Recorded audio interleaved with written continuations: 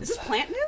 That's a new plant. Oh, and that plant's new. I rescued that from one of the offices. Nice. It was getting roasted. I bet you it's a fern. It is a fern, but it's prickly. Yeah, it's weird. And I heard that it's like poisonous to people and dogs. Yeah. So I'm not gonna eat any of it.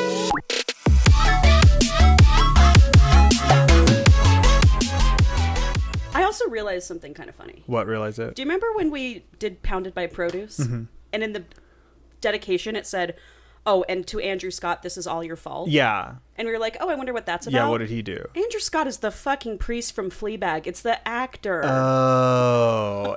It makes sense that I don't know that because I never know actors' names. For sure. But you know every actor's name ever. I know. And I was like, oh, that's weird. duh. But also Andrew Scott is two generic white guy names put together. So oh, yeah. But that's the John Doe. Fine. So fine. It's my nephew's birthday. Shout out. Shout Owen. out He's 2. Wow. 2 years old, Owen. That's kind of crazy. Yeah. Oh, wait, do you want to see what I got him? Yeah. I could show you because this won't come out until after. Because we're going tomorrow to the party. Hold on. What the fuck is that? It's a dog shark. Describe it to the people. Oh, it's a shark with 4 legs with a tail like a horse. It looks like it's a horse shark. It's a hork. It's a hork. It's I a got hork. there. It took me a while, but I got there. It's a hork. Oh my god, the picture of it walking The on the picture of it walking on the tag is like horrifying. Crazy. It's like real looking, and then this is just like a funny stuffed animal. For real. It's some company I found called Randimals that does weird animal combinations like this. That's hilarious. There's like a B-Rex. It's like a T-Rex, but it's like striped like a beagle? bee, and it has like a little bee. like wings and antennas. Uh-huh. There's like a penguin husky. Very cute. A pusky? I didn't read all the names. I didn't go through all of them. I just saw this one and was like, this is fucking cursed. Horrifying. I feel like Eric's not gonna like it. I don't care. I feel like your brother's not gonna like it. That's fine. Oh, do you know what it looks like when you go like this? What? It looks like one of those robot dogs. Yes, it does look like a robot that's, like, dog. gonna kill you. Well, so it's like I know that Owen's like Look at your dog wants to bedroom. kill it. I know he doesn't trust it. There's something not right about It's it. possessed. Yeah, it's like it's a little like got a bad Uncanny vibe. Valley or something. Because like, what if sharks did have the horse legs? Right, that would be we would be fucked, dude. Just like imagine a shark galloping running out of at you, ocean, out of the ocean, as fast as a horse. Oh no! I mean, we'd ride horses them. are scary enough. Horses are scary, and they can't fucking open mouth shark tooth bite you. Yeah, that'd be fucking wild. I just like have a history of getting Owen weird stuffed Of course, animals. you Like have I got to. him Baphomet, the demon, and then I got him Cthulhu. Yeah. And I feel like I love this. Yeah. Well, every year he's gonna be like, "What's Uncle Paul? Yeah, gonna what get weird me?" thing am I gonna get?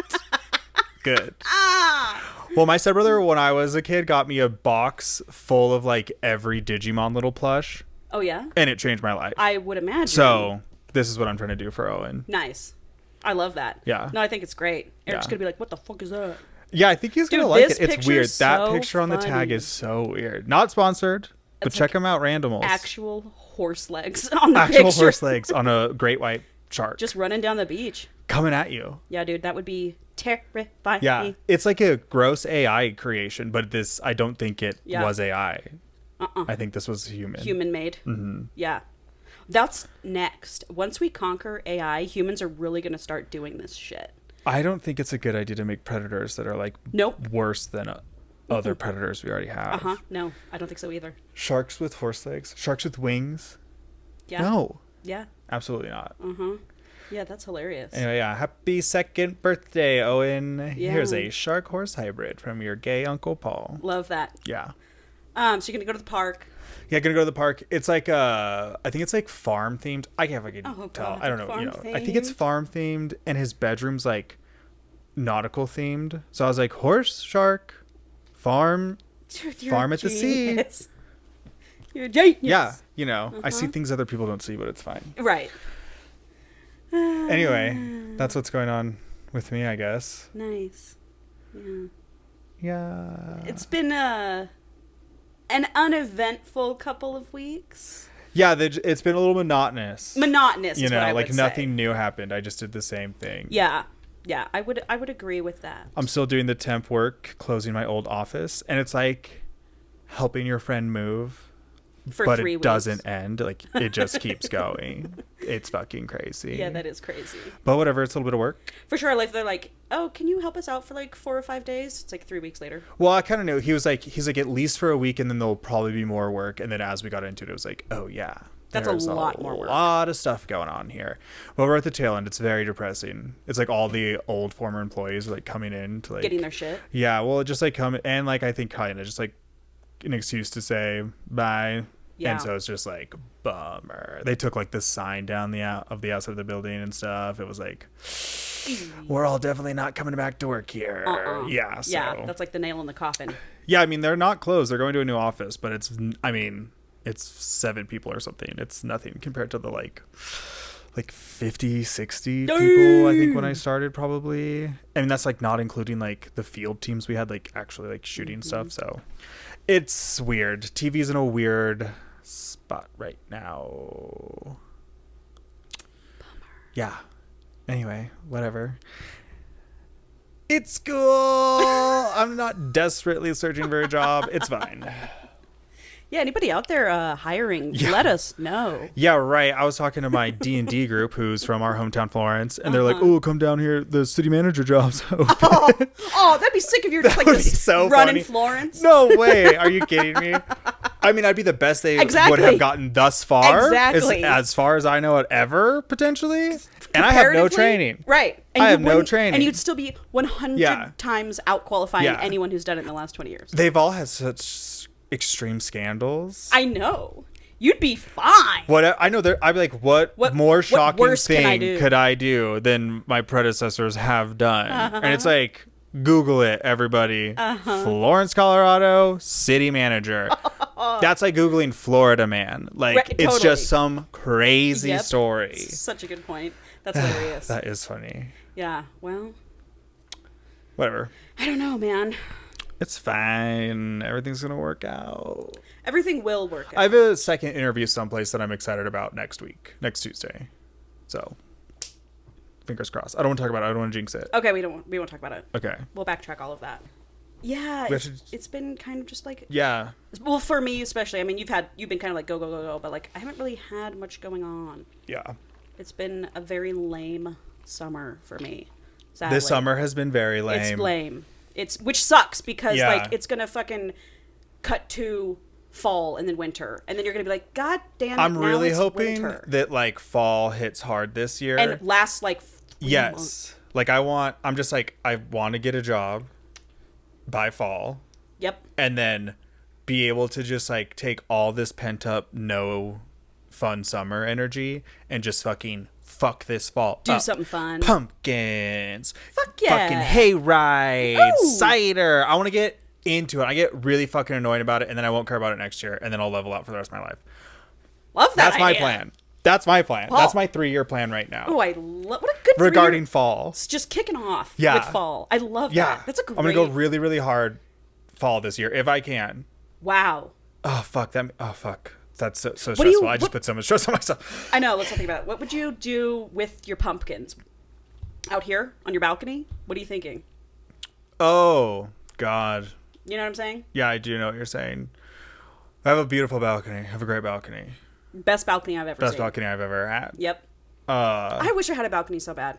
Seriously, balconies in apartments are necessary. It's almost like non-negotiable anymore. Yeah. Me and Taylor were talking about it because we're like talking about moving in together when our leases are up. Yeah. And I was like, balcony. I would maybe, because we're like ideally 3 bedrooms so that we both have an office and a bedroom because I need that space. Yep. But I was like, I would maybe give up 1 bedroom for a dope balcony because then Taylor could just have his desk in the living room. I could still keep my room and have a balcony. Yeah. Yep. Yeah. That's fucking hilarious. And he was like, "Oh," when I brought that idea up. Sure. Because I thought you were gonna say the opposite of that. Yeah. What about it'd be cool, like an enclosed balcony, because then in the winter. 3-bedroom and a closed. Yeah. I mean, in a perfect world. Like, but if it was like all glass. Yeah, I mean, if it's like a sunroom. Yeah. You know. That would be cool too. Like I knew. That's not a balcony, but it'd still be cool. Yeah, but like, you know, Ben and Danny, shout out listeners, homies. They core group that for 100%. They used to live on this like apartment right over by Thump, and like it was 1 bedroom, I think. Yeah, but then it had like this big dining room and then like a living room, and then it had this like what probably used to be like an open maybe balcony thing, they but enclosed. it was shut in like with windows and glass, and like that's where Ben had his like studio with all his like editing and stuff. And it was so cool. Like if that place had 2 bedrooms, that would be perfect. It was super cool. We need to do the intro. Oh, who did it last time? Yeah, let's do the intro. I'm trying to We'd said it together last time. I know. I know. I loved that. That was good. That was it only good. took 2 tries. Welcome back to another episode of Secondhand Smut. I'm Angela. And I'm Paul. And this is Secondhand Smut, a podcast where I read smut and I regurgitate it to my best friend. Yeah, I get it secondhand. And we laugh and we laugh. Sure. Comedy. Stupid. Okay, tell me your Listen, story. actually, speaking of the podcast, because I believe in us so much, obviously, and I'm always out here pushing us. Yeah. I changed my Grindr profile, and it just says, I'm just here to get people to listen to my podcast. And then has like a tag to Secondhand Smut. Nice. Love that. And then I linked the Instagram to it. Nice. I've had a couple people say. Cool. Dude, that's great. But I'm like, that doesn't mean I have to like hook up with you now. No, God, no. Over a podcast listen? Like, I'll take any I can get. I'm doing it for the bit. I'm just doing it for the bit. Sure. But like overall, I'm not trying to talk to my fans that directly, right? No. Not that kind of fan, at least. That's an only fan. Yes. You know? I will tell you, I've had some people from a past life reach out since I've been posting on Instagram. I'm going to tell you someone who reached out, and we're going to bleep it. Oh my God, yes. With just a beep, beep, you know? Yeah, I know how to bleep. I bleep every bleep I've ever bleeped. I know what a bleep is. Oh, gross. Goes, you have a podcast? What is this? Wait, what? That's how fucking weird they are. That she would be a diehard fan, dude, and he wouldn't even know it existed. I know. I don't know. That feels like a trap of some kind. Is that not the weirdest I'm scared. thing? I was like, oh, this is going to be funny. I'm a little scared for you. Is that not weird? They don't have your new address, do they? Oh, yeah. That bitch pulled it from my... shit. Yikes. Yeah, that's weird. It's bizarre. That's weird. I'm like, how would you not know? Yeah. That's weird. I know. I'm just like, people are weird. I love when people reach out to us. It's so fun. For sure. But that one's a little weird. Yeah, I know. That's I was like, a little, like... Cuckoo. Cuckoo. But that checks out. Checks out. Oh, my God. You know, I was talking to somebody the other day about Verizon ringback tones, and they're like, I've never heard of that in my life. And I was like... Were they too young? Oh, no! Oh. One of them's our age. Wow, dude.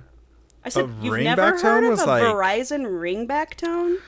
That was money. Literally. That was money. Paul, every single time, because back then, in high school, I'd just be calling your ass. I didn't have phones. We were texting. I was just like calling you all the time. So every single time, people are strange. That's what my ringback was. Oh, Paul, I'll never forget it in my life. I was like, I don't even remember what mine was. Oh. It was People Are Strange. By the Doors for 4 years.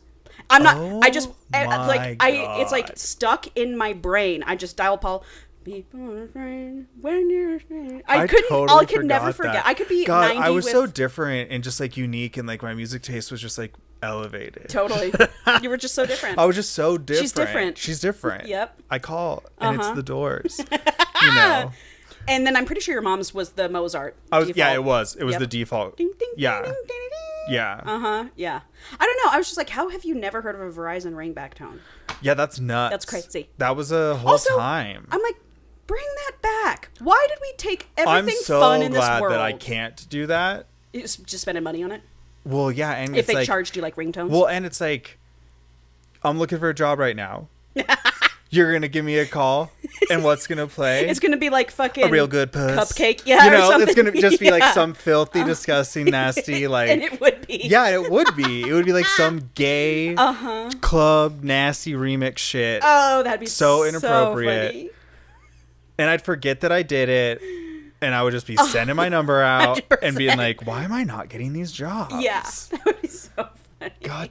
Yeah. I mean, it should be an option, though. It should be an option. We have the technology. I mean, come on.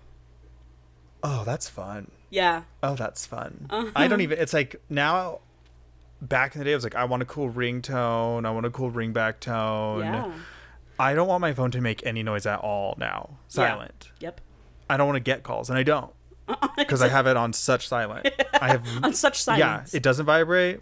It doesn't make noise. Really? Well, I usually don't need it to because I'm death clutching it in my hand, fucking checking every 2 seconds for everything, constantly stressed. So it's like, why make noise about it? Yep. I miss so many calls. Well, whatever. Yeah. You don't call me, I call you back. Dude, but I mean, like, what if you lose your phone and you can't even... Someone calls you, it's not even... It's gone. It's not... It's meant to be gone. Yeah, find my iPhone. Yeah. And I've used it. And that'll still make a noise. It'll bing. Yeah. I've used that quite a bit. I bet. I lose a lot of stuff. You sure do lose a lot of stuff. Whatever. I'll take a drink too, then. Well, do you want to get into it? Yeah, let's do it. This is Wolf.E. Yes. Wolf.E. Still, and I've tried to figure it out. No clue why it's called that. Really? At all. I thought that was gonna be the book. Well, I'll tell you why. Or how. Or how whatever. And why. Okay, so this is Wolf by Paisley Hope. WOLF.E. They just say Wolf, though? His last name is Wolf. WLFE. I don't know what the Where fuck that this period dot is come about. from? So, like, all the women who, like, review it on TikTok, they're like, I just read Wolf or Wolf.E. They're like, no one knows how to fucking... They're so lost so I'm about like, it. this bitch, she must have just done it for herself or something. Well, it's working. We're talking about it. She got us. God, I'm hot. Great. Great.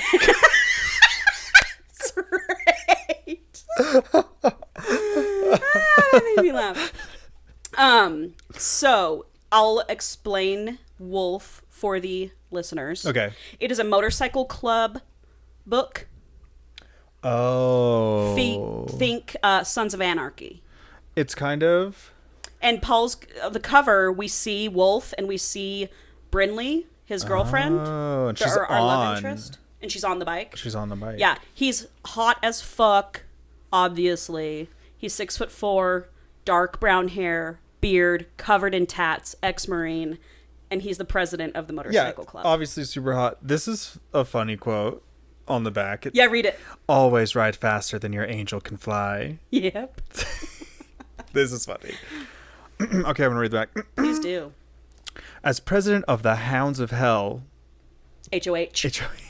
Motorcycle Club, my life has been infused with darkness and trauma since the day I was born. Chaos is my birthright. I crave it to feel stable, secure, whole. The only people I care about are the ones who don my cut. The fuck does the cut is the leather. Oh, the leather. Sorry, it's been a while since I've seen Sons of Anarchy. I know. I was like, oh, this is coming back to me. Women are just a tool, never to covet, only to use. Each face blending into the next. The formula I live by is simple. Death is always at my door. I'm a soldier of bedlam. Until a little hummingbird flies into my crosshairs and I'm forced to feel something I haven't felt for as long as I can remember. Alive. Let the hunt begin. Yeah. All right. Oh, I did want to just show you like a couple vibe. You know how I like to set the vibe? Mood board. And I'll cut the audio because I don't want to get... Yeah. But this is how I picture... Are you going to cut the audio? Gabriel. Like 150%. Just... Do I need to swipe? Can I... Well, there's another one. Oh my God. Oh, no, it's just that. He reminds me of like a brunette Daryl from The Walking Dead. I would say and hotter than that. I would say I disagree with that. Of the picture. Yeah. Yeah. Yeah, a lot hotter than that. Anyway, down. But also this one also, but here's like a little just like an aesthetics. Just swipe up.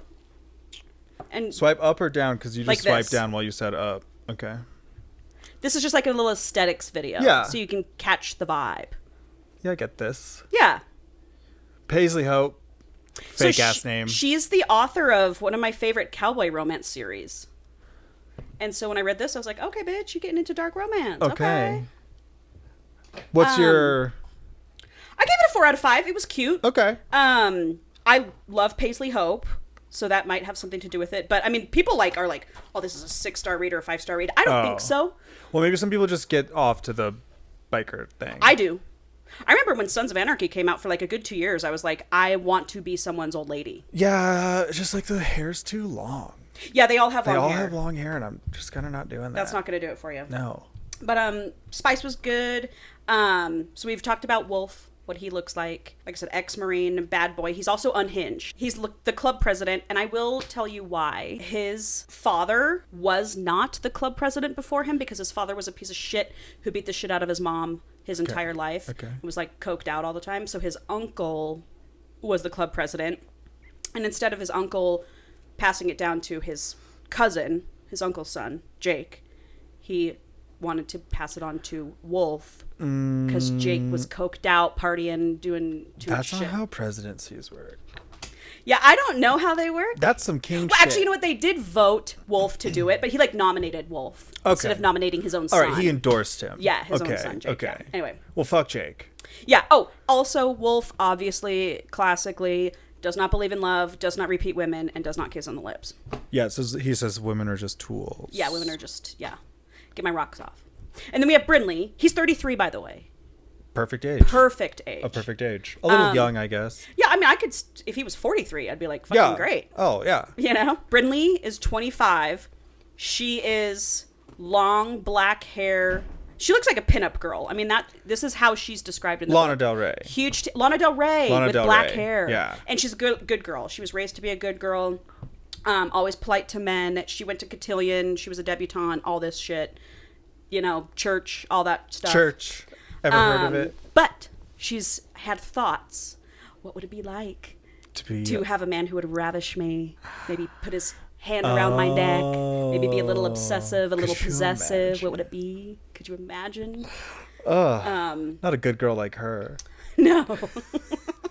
I will tell you this. The story is 100% predictable. Yeah. You're only going to see it coming. You're never going to guess. You're only going to see it coming. But it was fun.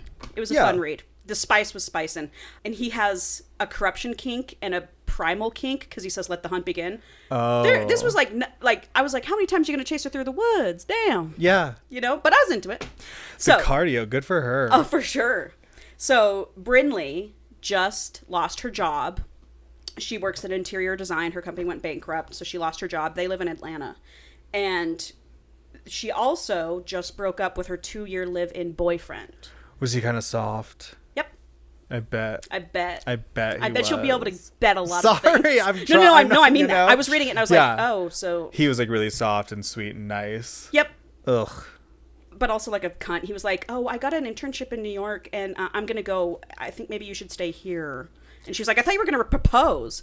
And then she walked out of the restaurant. It's fine. He's probably gay, and he's taking this as an excuse to go to New York and come out. It'll take a couple months. Yes, and then, only a couple months. Yeah, and it's fine. She dodged a bullet. Yep, thank you. So she decides she's going to pack up from his place and move back to her small town in Georgia, a few hours outside of Atlanta, population 9,000 people.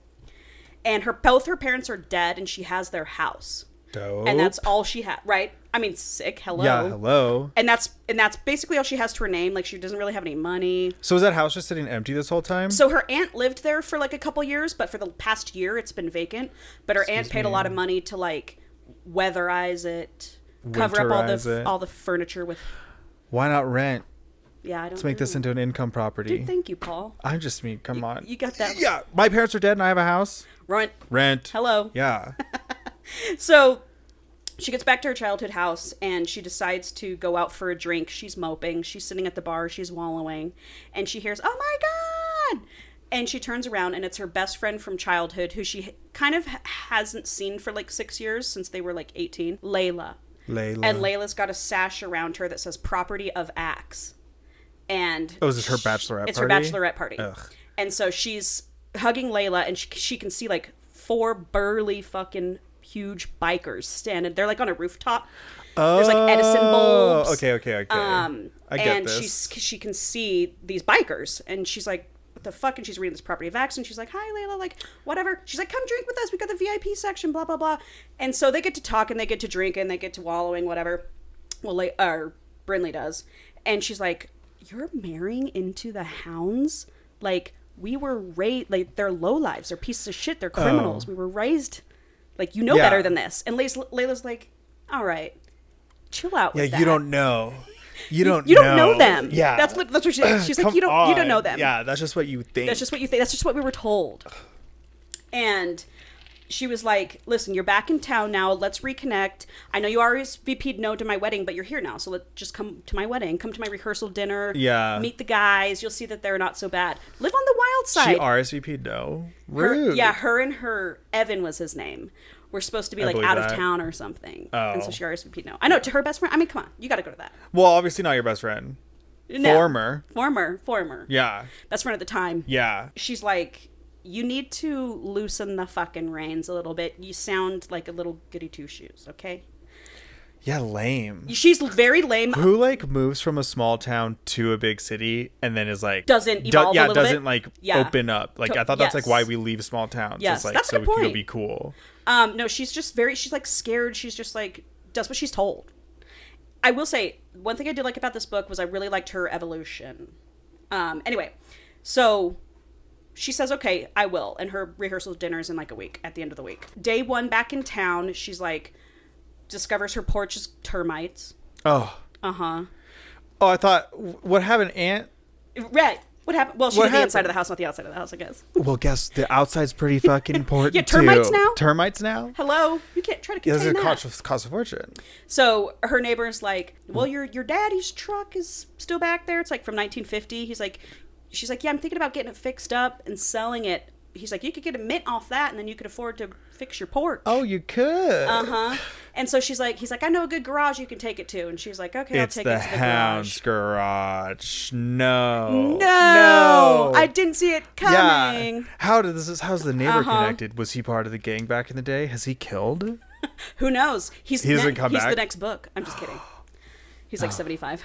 Your That's face. Okay. So she's like, okay, I will. And so she's like, goes downtown. She's just walking around. She's going to get a coffee. And she sees an interior design little shop. And it's got a help wanted sign. And she's like, only the small ass town would have a help wanted sign. She goes in. For an interior design shop. For an interior design shop. In what she fantasy goes in, world? Okay, whatever. And the guy who works there, Layla's older brother. Gay. Who used to have a crush on her in high school. Okay, so it could be gay. So she's talking to him. The owner comes in. They start talking. They're like, well, send us your resume. Send us your portfolio or whatever they call her. She gets the job, whatever. Then she's getting coffee, right? Yeah. She's sitting in front of the coffee shop, and she can hear the bikes revving down the street. Hate. Hate. Offensive to my ears. Offensive. And they all like back, you know how they reverse park? Yeah. So they're like... That's a little funny. There's like 4 of them backing in, and he gets off the bike. And this is the first time she's ever seen him. Yes. And first time he's ever seen her. And he just like kind of stands there and he's just like got this aura. BDE fucking aura city. And of course you're talking of Gabriel Wolf. Yep. Of course. So he is like, she's just like, whoa, this is like some serious aura this fucking guy has. And he's just like eyeing her up and down. And finally they break eye contact. He leaves and she's like, holy hell. And she can see the president. It says president on his cut, and she's like, woo, hot. He must be the president. He must be the prez. That was their first encounter. Now we're cutting to the rehearsal dinner Friday night. And Layla's like, my rehearsal dinner is at the clubhouse, which is on club land. They bought like several acres, and they built this massive fucking, it's like a warehouse, you know, rows of picnic tables, bar in there. It's like fancy as fuck, commercial kitchen. I'd love to be bedrooms. The cook there. Yeah. Like I'd love to be not in the club. I want a support role. Yes. You know what I mean? Yes. Like I don't want to like shoot stuff. Paul. I don't want to ride a bike ever. Right. But you're still part of the that. family. But I'm still part of the family. I'm You're taking under care their of the protection. boys. Paul, you would fit in so well as a cook. And they would love, I think they would love like a gay dude. Can I tell you something? I did read a motorcycle series like a year ago, and the cook in that series, all 5 books, he's bi. Yeah. So he's like hitting on the girls, but also hitting on the guys. And they're like, he always does right by us. He feeds us. Of course, and that is what I would do too. I would never snitch. I lie so good on the spot. If you got kidnapped, if we got raided or something, I'd be like, this is a biker club? No way. Yes. I'm just back here cracking eggs. Yes. I don't ask. Yeah. They just pay me good. Yep. Fuck. That'd be ideal job for you. Let's figure it out. I'm looking for a job. An old lady. Okay. You're our way into the biker gang, and then I'm cooking. That'd be so hot. Anyway, so, and there's like, 150 people there. She walks in. Layla's introducing her to everybody. Everybody's like, hey, new girl. What up, new girl? All this shit. She meets Axe. Property of Axe. Remember her sash? Yeah. I don't love that sash. Well, but that's the whole thing with biker gangs is they are like, you're my property. I claim you. I don't love that. Oh, I think that's why women like reading these books. You go. I'm obsessed with it. You want to be sold. I want to be bought. Auctioned off. Yeah, that's fine. I want to be bought. I don't want to be sold. I want to be bought. Yep. That's something. Yep. Easily. But I think that's why women love these books because it's just like because the whole "you're mine," this pussy is mine thing. Yeah. Women love. Yeah. But the motorcycle club takes it to the next level where you're like, you're my property. But they still have to respect the woman. Throw the feminism card out the window when you read these books. Yeah. It's fantasy. We have a little fun. So she meets Axe, who is Sean. Sean is Wolf's best friend. They did like 3 tours in Kuwait or some shit together, blah, blah. He's like his brother. So, and her and Wolf just have this magnetism. So she like looks over, he's leaning against the bar and he's just like death staring her. And she's just like, what the fuck is this guy's deal? But also I'm into it. But I like it. Yeah. And so she goes over there and he says something dickheadish like, oh, the new sweet girls come, like whatever. Just sweet girls come. I don't even know. He's just like, oh, the good girl's here. Everybody fucking, or something. And she's like, fuck you. Like she says something bratty Everyone back. Put their coke away. Yeah. Snitches here. Yeah. And then they're like, all right, everybody come eat. We're going to like start putting the food out. And so he comes up to her and he like grazes her arm with his knuckles. And he was like, because she says something bratty. And he's like, oh, I could shut that fucking mouth up for you if you want me to. Oh my God. And she literally like clutched her pearls. She was like, oh, did he just threaten me? It scares me. Yeah. Because he was like in her ear, Yeah. I'll shut that fucking mouth up if you want me to, kind of thing. And so she's like, oh my God, where am I? And so she sits down at a picnic table. Where are you is a great question. She's like, how did I get here? How did you get here? I just broke up with Evan a week ago. I know. It is a little bold that she was just like, all right. I'll go to the clubhouse. Yeah. Well, she's like, my best friend Layla's here. Like, can't be that bad. Listen, I wouldn't trust my best friend from high school. And it's you to take me somewhere. For sure. For sure. You'd but be like, thinking no. back, like... any of the other people we hung out with in high school, if we like went back home and they were like, come here. No. No thanks. No. I know where you took me when we were in high school. Right. I don't want to go there anymore. I don't want to go back. Yeah. So he's sitting across from her at the picnic table and he's just like eyeing her. He's like getting thoughts in his head, corruption kink. Yeah. He's like, I want to make her my fucking slut. I want her to be a slut for me. Blah, blah, blah, blah, blah. I mean, I love that for them. For sure. And she just keeps looking at him and every time she like looks back down, she's like, oh my God. Like he's staring me down. It just feels but it's making my pussy flutter. You know what I'm saying? I just feel like consent is not in the room with us. Oh, it very much so is. Good. Oh, the just vibe of that is when someone's that aggressive. I'm just like, well, sometimes bitches want that. Oh. Sometimes you want someone to take the reins. No, I mean I get being aggressive. Yeah. Just not in a spot where I know everyone has like a gun. For sure. It's the fucking what's that from Always Sunny? On the boat. The implication. It's the implication. It's like we're just at a club and like someone's aggressive. I'm like, yeah, but I'm like, no, I'm in like a dangerous situation and you're being aggressive. And it feels like no is not as much of an option as it would be like, down at the club. In the clubhouse? In the clubhouse? No. This is not the clubhouse. This is the clubhouse. And I don't know how, Right. I don't know what I can say no to. Also meth. But also what? Meth. Yes. Pikers and meth. It's a thing. I'm afraid of that. Yep. They do a lot of blow. They do blow in which I'm all for. Yeah, but no meth. Good. But except for him, you'll find out what his deal is. Okay. Anyway, so meanwhile, he's getting text messages from his members that are like, oh, I've got news for you, boss. So I'm going to tell you what the plot of the book is. They're working on a mission to find this guy named Gator, who is a member of the Disciples, their enemy. And subs are bad. Gator... See? Mason, who is the treasurer of the Hounds, his 16-year-old sister, drugged her, groomed her, drugged her. See? And so they're looking for him. They're going to fucking find him, and they're going to, I don't like that shit. Kill him. Yeah. That would be the hardest part about being the cook there. Right. Well, you wouldn't know. Well, I would know. Would you? Obviously. People would confide in you. People would tell me things. And I like to listen. Uh-huh. I would definitely know what was going on. You're like serving the potatoes. It's I would be like fine as long as I was part of like the Robin Hood biker group. Oh, that's funny because they call him Robin Hood in this book. Yeah. I want the, honorable thieves. That's what Wolf is. He is the honorable one. Like, no one in our gang would schmape anyone. And that's the whole point. He's like, we don't fuck with that shit. So they're looking for him, and they're going to get some info out of him as to why it happened, what's the plan, what are the disciples doing. Anyway, so that's going on. So as they're eating, as she and him are having some back and forth, she's being very fucking bratty to him, which he's obviously liking. There's a big explosion, and it's pandemonium. He, like, grabs her, runs her into the back. Everyone, all the women and kids, like, run to the back. All the men go outside. Kids? Yeah, it's a family. It's a family. It's a rehearsal dinner. It's a family. Oh, it's rehearsal dinner. That's right. Yeah. In my head, I was still thinking it was like bachelorette party, but no, it's rehearsal dinner. Yeah. So they get out there. They see that one of their trucks has blown up. He's like out there fucking looking. They find a disciple, like a prospect.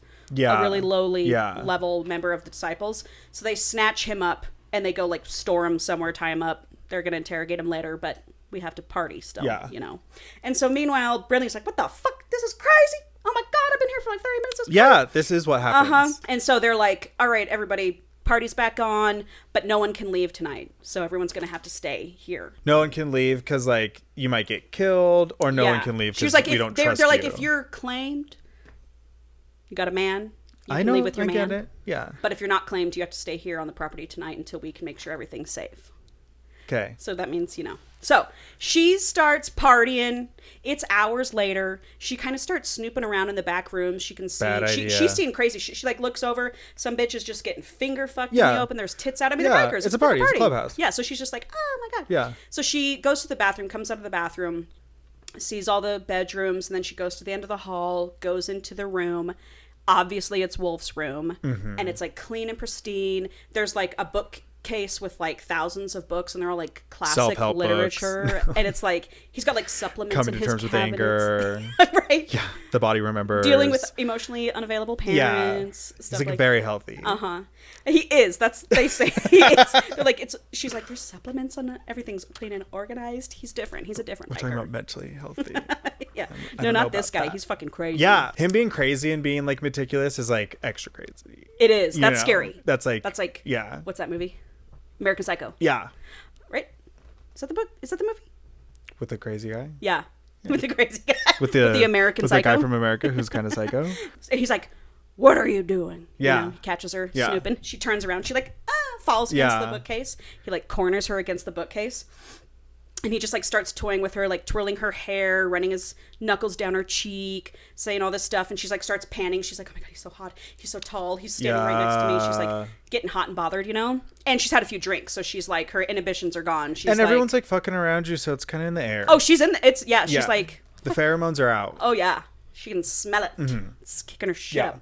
And so he's like, I know you want me. I know you're done being the good girl. I know you want a man to ease that ache for you, don't you? And she's like, that's right. She's like, and then he like tries to like touch her nipple. Oh God. And she's like, and she's like, ping, and slaps him across the face. Good for her. And then he like, he likes it. And he's like smiles. He fucking loves it. And then he's like squeezes her tit again. She like, ping, slaps him again. What are we squeezing tits? Is that what you guys are into? You like getting your tit squeezed? A nice little squeeze if you pinch the nipple would be nice. It just feels like Bridesmaids at the beginning of where he's like, you don't do this. And just like grabs her tit. I'm like, does that feel good? No, especially not the way he was doing it. And he's like, you like the pain, you like the danger, don't you? And she's like, yes. And she's like grinding her pussy and her tits all over him.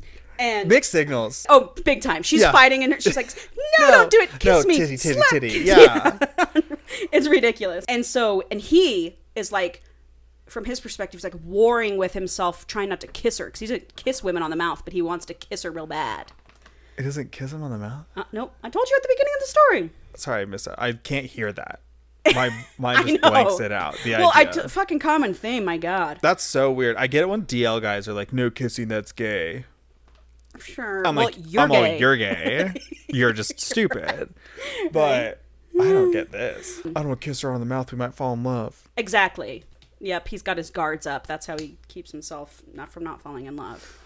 Anyway, he starts touching her, and, you know, she's all into it. So he's like, oh, I bet if I touched your pussy, it'd be soaking wet right now.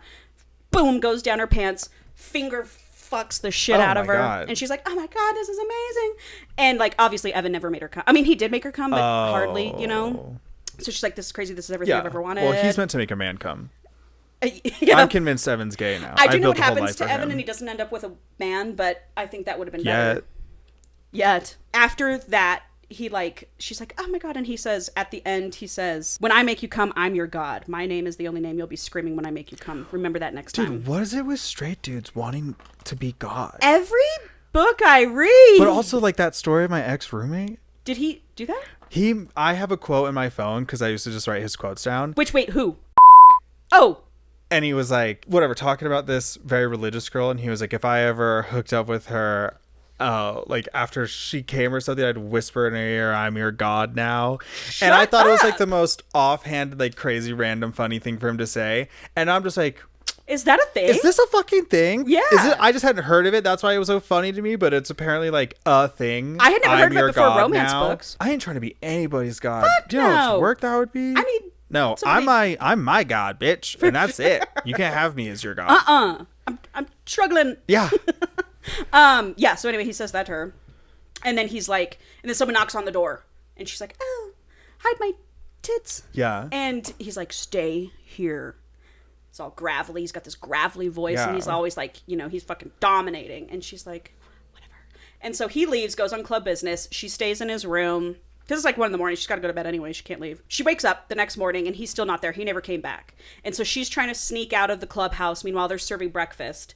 And all the girls are there, Layla and her bridesmaids or whatever. Yeah. And the girls are like, hello, you were not going to slip out here and not talk about what's going on. And they're like, look whose room you're coming out of. They're like, not only has no woman ever been in his room before, but no one's been in his room before. Oh. No one. That sounds gay. I'll find a gay MC book. You don't have to, okay? You don't have to cater to my likes. I just want everyone to be gay. So do I. I just think they'd be so much freer and happier. For sure. Anyway, and they're like, you know, he likes you. That's crazy. Yeah. And she's like, he doesn't like me. You told me he's a one and done guy. He's going to forget about me. He's already forgotten about me. It's never going to happen again. He forgot I was in his room. Yep. Literally. Yeah. So that evening is going to be Layla's wedding. So before the wedding, she's like, I got a couple errands to run. I'm going to drop my dad's truck off at the shop. Gets to the shop. Lo and who comes walking out? It's Wolf. Head mechanic. And he's like, well, and he's an artist, so he makes custom bikes for like celebrities, like they talk about. Okay, Orange County choppers, get out of here. Yes, Paul, like that. Like exact. So she's like, well, I've got to fix this up, but I really don't have a lot of money to fix this up, and I got to sell it to fix the termites, whatever. She tells him the whole fucking story. Yeah. And obviously in his head, he's like, I'm going to fix this truck up for free and fix your termites, but you don't need to know that because that's just what I do. You're my woman. Like, he's like, so he's just officially taken her as his without letting her know. He's thinking in his head. Yeah. Okay. So so then after they have that conversation, he starts like riling her up a little bit about last night. He's like, grabs her by the belt loops, pulls her in. He's like, you know, I saw you sneaking out this morning, all this shit. But you saw me sneaking out. You didn't say anything? Ass. Ass. And so she's like all riled up, and he takes her phone, he puts his phone number in there, and he's like, you answer me when I call you. And she goes, I don't know who the fuck this guy thinks he is. That's exactly, I'm like, I would be so pissed. Oh. She was. And she was like, whatever, and rolls her eyes, and he's like, you just fucking roll your eyes at me? He's like, you're a brat. And she's like, I am a brat. Whatever. It's like, I'm gonna fucking tame you. So he texts her later, and is like, plans have changed, pack light, I'm gonna pick you up and take you to the wedding myself. And she's like, that's not happening. So she like pretends like she didn't even read his text. She's not going to text him back. Pack light? Because he's going to pick her up on the bike. So she can't bring like a suitcase. Yeah. Get a sidecar. So I'm worth it. Okay? I know how I should be treated. So she's like, he's not going to pick me up. I'm going to take myself. Yeah. But as she opens her door to leave, he's sitting in her front driveway, leaning against his bike, already there. She's like, what the fuck are you doing? What's he wearing? His cut, black t-shirt, dark blue jeans, black boots. He should at least be wearing like a tuxedo t-shirt under. A tuxedo t-shirt under his cut. Yeah. Oh my god. I'd be like, what? That's crazy. And he was like, you fucking answer me when I call you. I told you that. I don't like that. And she was like, I don't have to do anything you tell me to do. And then he's like, oh, really? You don't want me to tell you what to do? And she just folds. And then she's like, she even says, she's like, God, I'm such a simp for this. Well, yeah, you are. Yeah. Well, I would be too. I'd be like, okay, obviously. You are right now. You're fanning yourself. So anyway, she gets on the back of his bike and they pull out, and then his whole, like, you know, charter's there. And she's like, wow, this guy's fucking hot. He's like the president. Like, we're in the front of the pack. This is crazy. And then, meanwhile, while they're riding, he's like rubbing up and down her thighs. She's like, I'm into this. I'm going to need you to focus on the road. I could get into this. We are on a bike, dude. Uh-huh. Death trap. For real. For real. So at the reception, then they get there, you know, wedding goes off with a hit. It's beautiful. Blah, blah, blah. At the reception, she's sitting at another table, and his prospect comes up to her, and he's like, sorry, you're sitting at the... And she's sitting next to Layla's brother. Okay. Who also works at the... you know, interior thing. Sorry, Paul. You're just like crinkling paper I know. microphone. I know. I'm aware. It's fine. I don't want you to think I'm unaware. Anyway, so the prospect's like, you're in the wrong seat. Like, you're supposed to be sitting over there next to Wolf. Oh. And she's like, I'm not going over there. And she, like, looks at Wolf, and Wolf is like, don't you fucking... He's like, mm-mm. She's gonna get the prospect beat up. For real. You know? So she gets up. She's like, sorry, bye, to Layla's brother. And so she goes and sits next to him, and he was like, he's just saying shit to her where he's just like, do you always tell everybody yes? Like, don't you ever tell anybody no? Like, she's like, well, I like being nice, and that's just how I was raised. And he's like, well, I want to get to know you when you choose yourself first. Yeah, saying yes to everyone isn't being nice. No, it's not. That's an illusion. Exactly. That's not nice, actually. No, it's not. So he was like, I want... You know, stand up for yourself. Do shit for yourself is basically what he keeps saying to her. Yeah. But then all the men leave the reception, go out on club business. She stays there. Turns out they brought the guy who bombed. Yeah. And they found Gator. Oh. And they brought Gator and that guy down out to a shack. Because they're in Georgia and they're in the woods at this venue. They brought him to a cabin, like a couple 100 feet away. And they're going to torture information out of them that night. It's like, what information do they need? Well, they want to know, why did they Mason's little sister? Yeah. Why did they bomb the truck? What are the disciples fucking planning? Okay. What's going on? Okay, I guess that is good to Why know. is this happening? I thought we were just doing this for revenge. It was like, I know you did this, so you're dead. Totally. Like, the what's the why? Because you're a fucking piece of shit. Exactly. You're fucking creep. Yeah. Dead. Anyway, so turns out, this is what we torture out of him. The Disciples Club president, who is a psychopath, ordered Gator to Mason's little sister and just to hurt them, and has been stealing their shipments to the Hound's clinics. So turns out that Wolf's Club buys methadone from Canada in large quantities and supplies it to rehabs, hospitals, just clinics. To get people off the street. This is what I'm talking about. Uh-huh. This is the kind of biker gang I'm getting mixed up with. 100%. Yes. The Disciples sell fentanyl and heroin. So they're trying Who even sells fentanyl? That's so weird. I know. So they're trying to counteract the Disciples, but the Disciples are intercepting all their methadone shipments and stuff. Dastardly. Yep.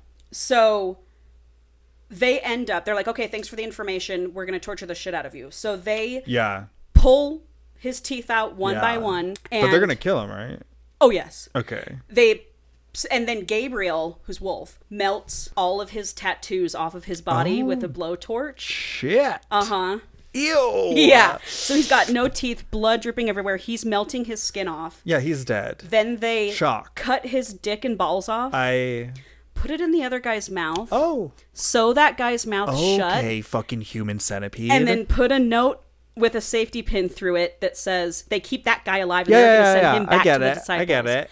So then... Whoa. Yeah. That was crazy. Yeah. That was dark as fuck. Yep. I know. I was like, damn, Paisley. Yeah. Getting into it. So then, right as Wolf has the gun... He's somehow still fucking alive. Yeah. I think they might have cut his dick off and balls after they killed him. Okay. I don't know the logistics. I wasn't there. Yeah. So right as Wolf is about to pull the trigger on that guy's head... Mason's like, boss. And he turns around. Fucking Brinley's at the door just watching this whole thing happen. Turned out she needed to get some air earlier. Started wandering around. No, she didn't. Heard a blood-curdling scream. No, she didn't. I just needed to get some air. You were snooping. Yeah. And I get it. No, I go poking around too. Yeah. No, she didn't. No, she didn't need air. I just needed air, so I wandered over to this shack where I heard screaming. Yeah. Okay. Yep. And so Gabriel like looks at her and then just looks at the guy and then looks back at her and just shoots him in the head with eye contact. And she's like, oh my God. Now this is getting hot. Yeah. Just wait. So she's like, oh fuck, I just witnessed. Oh my. She's like stunned. And then the people are like, are you going to fucking take care of that, boss? And she's like, and then she bolts, fucking runs. She's like, bad. Getting out of here. No. Then meanwhile, he's like, oh, God damn it. And so they're like, boss, you got to go. We'll take care of these two. You got to go take care of that. I would have just given him a slow, knowing nod and then turned out of the doorway. I would have been like, and then if he comes running after me, it's like, yeah, you can come talk to me. I'm not running away. Yeah. But I'm just letting you know, like, I saw this, but I'm out. 100%. She didn't help herself. No. By running away. I think we'd both be great old ladies. Dude, we would. Yeah. I would shut the fuck up. I don't need to know. Yeah. Yeah. Yeah. Oh, you're doing work? Oh, did you come home covered in blood? Honey, you want to take a shower? Yeah. Want to slice apple pie? I baked it today. Ah, yes. Oh my God. Old lady. Kept. That is the definition of a kept woman. Yeah. So, finally, he goes chasing after her. This is our first, like, primal play scene. Yeah. He's chasing after her. Oh, this makes sense. That makes sense. Uh-huh. She's like, oh my God. Yeah. Falls. He finally gets her, pins her up against a tree, and he's just like, honey, you like what you see. You got two options. Yeah. Option number one. You're alive. You die in these woods. Yeah. Option number two. You become mine in these woods. Yeah. And she's just like not panting. Much of an she's option, like, oh my God. There? And he's just like saying all this like dominating stuff. And she's like, oh my God, am I going to die? Yeah. Oh my God, why is my pussy wet? Oh my God. Like she's, come in me, make me yours, whatever. Yeah. And so he starts like touching her and like seducing her, definitely manipulating her. And he's like, I need you to crave me the way I crave you. And just like saying all this stuff to her. And she's like, why me? And he's like, I have no fucking clue why I can't get you out of my head, Brindley. I don't fucking know, but I don't want to question it. I want you, blah, blah, blah, blah, blah. Yeah, seems super stable and reliable. I'm jumping in. It means yes. No red flags. Well, also the other option is dead. Die. Yeah. You just witnessed. Yeah. And also, if I was them, I'd be like, yeah, this chick's a narc. Yeah. So, but you know what? I could witness protect. Whatever. It's fine. She's getting all hot and bothered, and he starts like ripping her, like he pulls up her dress and rips her underwear off. Okay. And he's like takes his knife. Okay. But it's in the leather sheath. Yes. It's got a long handle. Mm-hmm. Okay. Yep. So what is this? With handles and poussées. Paul, if it's a dark romance, a knife handle is going inside. It's a knife handle is going inside you. It does nothing for me. I just didn't know. So many things. Neither did I. I didn't know. No, I had no idea. It's so funny, the shit where I'm just like, this has been around, and I had no clue. Yeah. And you read one, well, that's silly. That's crazy that happened. You read two, well, I guess, okay. But now it's just like, this is what we do. There's this one really, really famous book called Lights Out. Yeah. It's a dark rom-com, and he stabs the knife into the mattress, and he like ride the hand, and everyone's like, oh my God, I love it. Like, it's, I don't know why it's a thing, but it's a thing. We're just putting knife handles in pussies. Yep. Okay. So he starts teasing her clit with like the handle of the knife and all this shit. Are we making like knife-shaped vibrators? I've never seen one, but they have to exist. If they don't. But it's the handle. So exactly. The handle would be the vibrating part, and then you just have like a fake knife that's not sharp. I mean, I guess. It has to exist. It has. If not, we should make that and be millionaires. Yeah. Crazy. Okay, I'll cut that part out. So he's fucking her with the handle of the knife and saying all this shit, and she's just loving it. And he's like, come on, be my accessory. Be an accessory to me. Talking about this murder. Uh-huh. Accessory to murder. I'm like reading this. I'm like, this is crazy. And so she's like, just tell me your real name. And he's like, Gabriel. And she's like, oh my God, Gabriel. He's like, yes, say my name. She's like, Gabriel. And then she squirts all over the place, all over the handle of the knife. Gabe. And then he's like, takes it out. And he's like, do as I say and you won't die. And then turns around and walks away. And she's like, what the fuck was that? So she follows him. Cut to next chapter. They get to his cabin. And he's like, you're covered in twigs and sticks and mud. Squirt. And you just squirt it all over. Take a shower. Yeah. So she gets in the shower and he's like in the bathroom, like all gruff, like leaning up against the watching counter, her? just watching her. Okay. And pulls his dick out, starts jacking off. Yeah. And she's like feeling a little bratty mood. So she's like, so what? I'm just yours now, master? And says that to him. And he's like, yeah. And he's like, yeah, obviously. That or you're dead. Right. So she comes out of the shower, kneels down, starts blowing him. He's fucking her face all crazy, you know. When she puts her mouth on his dick, she's like, what is that? Jacob's ladder. Oh. 6 piercings. Oh my God. Barbells. Yeah. Bum, bum, bum, bum, bum. 1 for every inch. Speed bumps on the blowjob down. For real. Also, the Jacob's ladder thing, that's another thing. Every dark romance, their dick is pierced. One way or another. This one dude had a Jacob's ladder with 6 of them, and then an Andrew's cross on the top. I said, what's going on here? How do you get through TSA? Also, Paul, oh, for real. Also, Paul, in the gay dark romance, they're pierced. And I'm like, yeah. I wonder what that feels like in your ass. I don't know. I mean, I've like run into pierced sticks in the wild, but Have you really? Yeah. Oh, I would love to see one. Oh, yeah. I guess I could Google it. Yeah. But I would love to see one in real life. Just like the hoop through the top? Yeah. Yeah, like I can't remember Prince the name. Prince Harry or something. Something. Yeah. Yeah. I've seen like a handful of those. Is it Prince Albert? I think it might be that. Yeah. Prince Harry and Meghan. Harry and Meghan. Yeah, anyway, so he's got a big old fat huge dick that's pierced. Sick. That's kind of what happens that night. You know, they just... Some of the bikers come... He does leave her that night, and they're like, boss, you need to seems like he like leaves a lot. Well, yeah, he's got close business. He's the president. I mean, hello. President. Okay, so next morning at breakfast, she's feeling a little bit like she's got a kind of a claim on him, but also doesn't have a claim on him. Are the other girls like... Is there like a jealousy hierarchy thing for the like other old ladies? Because that would be like very concerning to me. Every girl wants him. Yeah, and it's like, and now I'm the girl that got plucked, so all these other bitches are gonna hate me. Yeah, it's like I watch Real Housewives. I know how this works. Oh, for sure. You'll see. There's some. You'll see. So next morning, this is from her perspective. She just ran into some bitch in the bathroom talking about him, and she was a cunt. Whatever. You'll see what happens with that. Okay, so I make my way to the table and notice he's right beside my spot, eating from a heaping plate.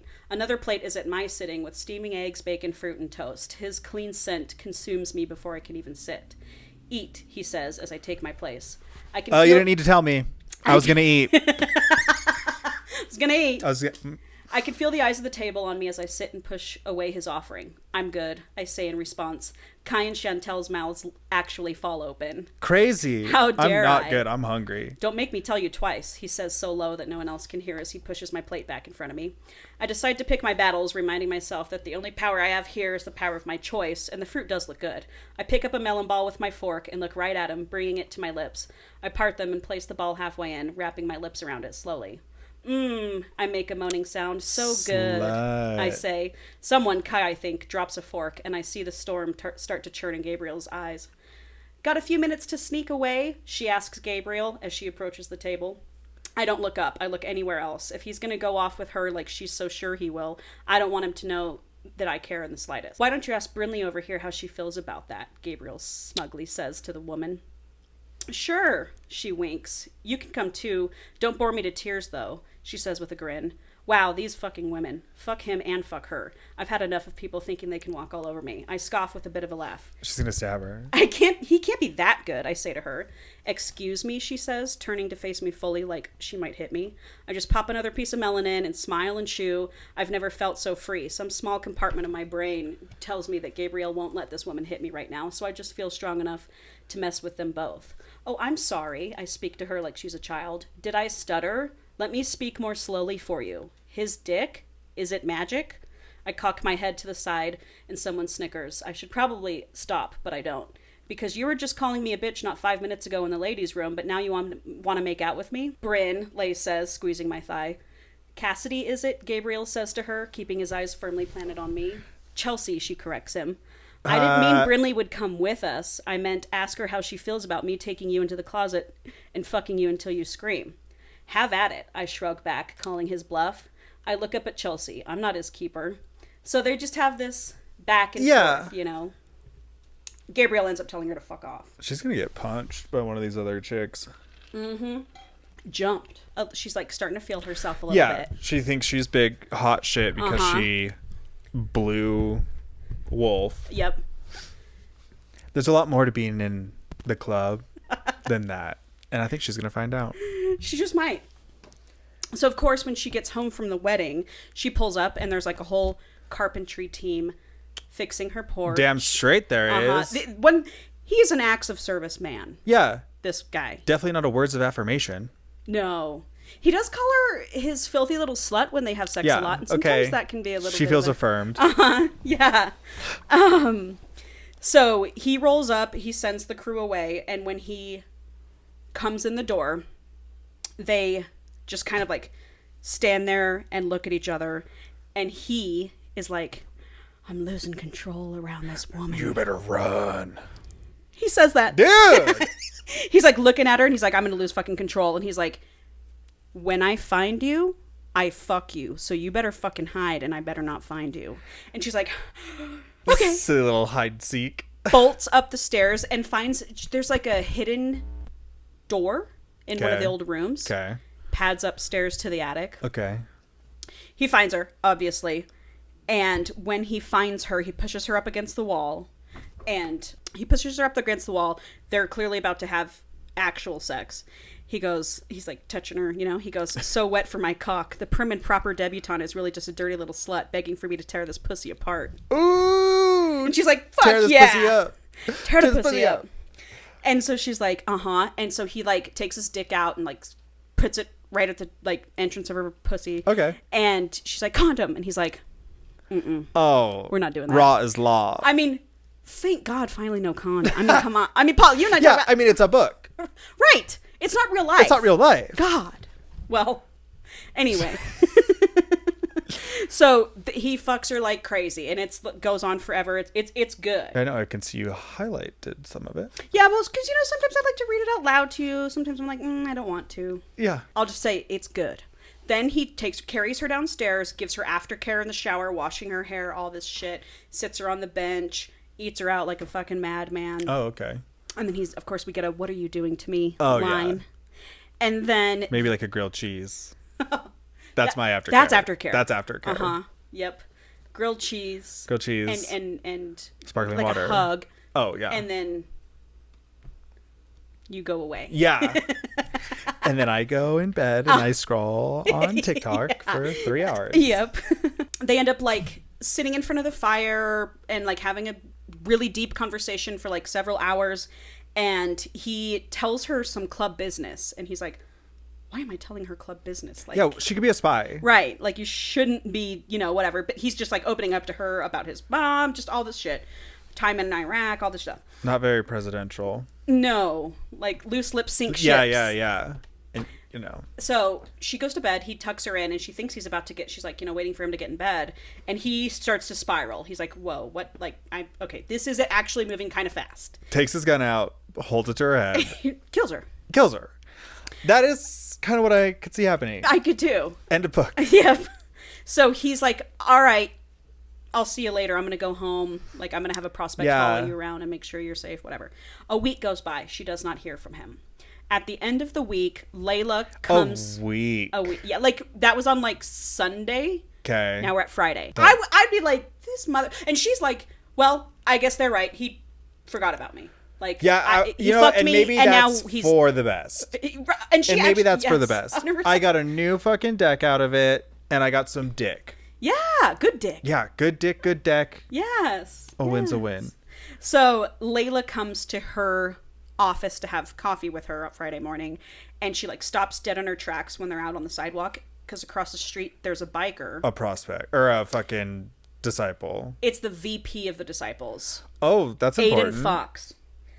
Fox. She's like, holy shit, don't move, don't do anything. And she like calls Axe, but doesn't like put the phone up. She just like says, I know who that is. That's Aiden Fox. Let's not do anything. And so Axe and fucking Wolf and Kai and Mason all come down there.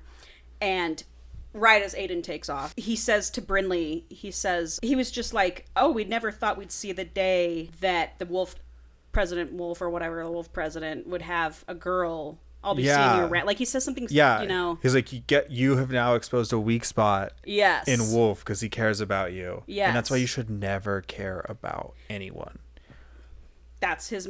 Yeah. Yep. So he says that threatening shit to her. Backtrack a little bit. They haven't shown up quite yet, meanwhile, he's saying that shit to her.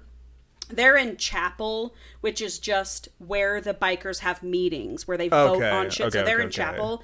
While they're in chapel, bricks get thrown in the windows, and tied to the bricks are photos of all the men and their family and their kids. Ugh. And one brick has like tons of photos of Brindley that has her face scratched out, and it says "dead bitch walking," and all this shit. That's war, baby. That is war. That's war. It's done. And that's what you did when you walked through that fucking clubhouse doors. Yep. Brindley. Yep. Dumbass names. Oh. Dumbest name. Oh my God. And if my name was Brindley, I would go by Bryn. No one would know that. They do call her Brindley. Yeah. No one would know. You wouldn't know. Yeah. I'd be like, what's my middle name? Her middle name's Rose. I would almost even go by that, even though I don't like that name. It's a good biker name, Brindley Rose Beaumont is her name. Ugh. No, thank you. Yeah. Sounds like privilege. Yep. So then they get down there, and he's like, that's it. You're under my fucking protection now, like wholly and completely. He's like, go to your house, get your shit, pack up. You're coming home with me. How about I go to the clubhouse, we send a prospect to get my house and get my shit. For real. Because I'm not trying to open a door to nothing. Well, and she's like, I don't want to live in the clubhouse. He's like, we're not going to the clubhouse. You're coming to my house. Which only 2 people know where that is. Huge mistake. Huge. They probably fucking have an air tag in her bag or something. She's the weakest link. Paul, this is so funny that you just said Shut that. up, dude.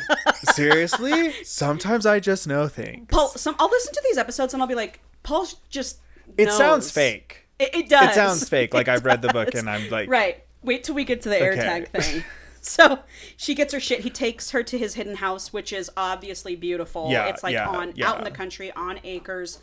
Beautiful, modern, all this stuff. They get there, and then obviously immediately they fuck each other like animals. She's like, I fucking missed you. Don't go a week without talking to me ever again, you motherfucker. All this shit. At his house, on his property. He has like a shooting range. His basement is like this state-of-the-art gym with like a sparring rink, weights, fucking all this shit. He's like, our training starts tomorrow. If you can fight me, then you can fight anyone. It's a little Den of Vipers-y. Just that they're criminals. Just and that it's they're like criminals. Organization. He's, a little unhinged. Yeah. And then now she's kind of going to this like tucked away estate that has all this cool shit on the inside. Dark romance. That's literally how every single one of them is. And I'll read them all. Yeah, that's fine. No one's we're just learning the trends. 100%. You continue to read all of them. Yeah, I'm learning them. Right. Meanwhile, they're still getting their methadone shipments intercepted, and they're starting to think, is there a mole? Do we have a mole? Yeah. How do they know when they're coming down? How did someone get on our property to blow that truck up? All is this it shit. Axe? Keep going. I'll keep going. Keep going. Okay, so they come up with a plan. This is going to be their plan. There's a huge biker rally coming up in a month down in the South, like Sturgis, but down in the South. Mm-hmm. And they're like, what we're going to do is we're going to bomb the Disciples Clubhouse. We're going to kill the president because he's a fucking psychopath. Any other pieces of shit and higher up that need to kill, we'll kill them. And then we'll patch over any of the members that are decent men and that want to come be a hound. Massive retaliation. Yep. I love that. Yep. So that's their plan. They're going to try to work on it over the next month. We get a montage of them training every day. He's got her like shooting for guns for 2 hours a day. Then he's like training her for 3 hours a day in the gym. She's just becoming like this fucking little... Honestly, this is a dream. War machine. I would be so fucking skinny. She's talking about how her body... Yeah, she's like... First of all, she already had curves, but she's like, now that I'm squatting hundreds of pounds, my ass is even thicker. She's like, my waist is snatched because I'm running. Yeah. Shit don't jiggle. And about him, too, is he's like super into nutrition. So every night he's cooking her like chicken, quinoa, veggies. Fucking like, salmon, asparagus, lemon. Like, Jesus. Just getting snatched. I would not like that bar. I'd be like, I'm going to need to cook. But I need a burger. I would love this. Yeah. The workout aspect of it is great. I loved this part. And they're not only that, but they're like fucking, they're getting to know each other, they're falling in love basically over this month that she's there. No bills. No responsibilities. Just fucking and fighting and shooting. The only time she can leave his house is when she goes to her office, which she goes to the office 2 days a week. Oh, I forgot she even got that job. Yep. I quit that job. I quit that job. First of all, interior designing in a small town. What are you making? Who was your $150 a week? Yeah. Who's your clients?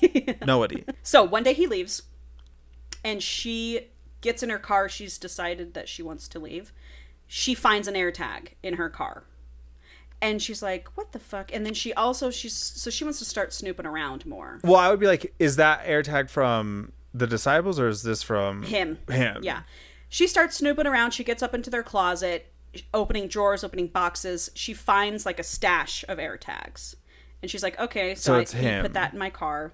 Which he did, because he was just like, if anything ever happens to her, I want to fucking know where she's at. Which is fine. Just fucking tell me so that I don't accidentally throw it away. Like, totally.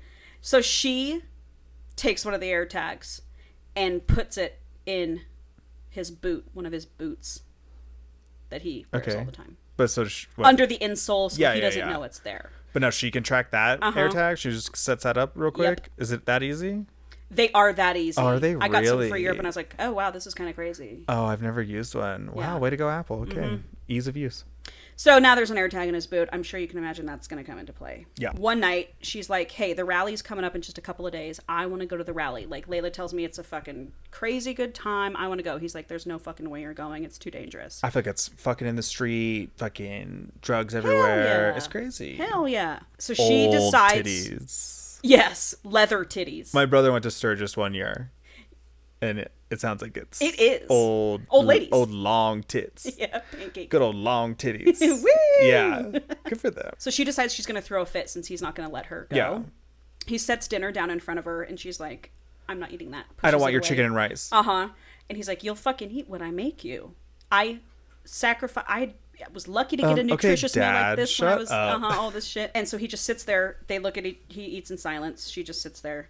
And... he finally like moves his plate to the sink, comes over to her, brings this like huge thing of twine and ties her arms behind her back while she's sitting at the table, and he like cuts the food up and like feeds it to her, and she's like, is that hot? Just wait. Okay. For them it is. Okay. So then she like takes the bite, puts it in her mouth, spits it on the floor. She's like, I'm not, oh my God. He's gonna let me go to the fucking rally. And he's like, you fucking brat. Cuts her another bite. She spits it out again. What's he gonna, like, close her mouth, rub her throat like a dog? Finally, he, like, leans over her and she can feel how hard his dick is against her arm. And she's like, this guy's getting hard. Okay, let me fucking, I'm gonna manipulate him. So he feeds her another bite. She eats it all, like, sensually or whatever.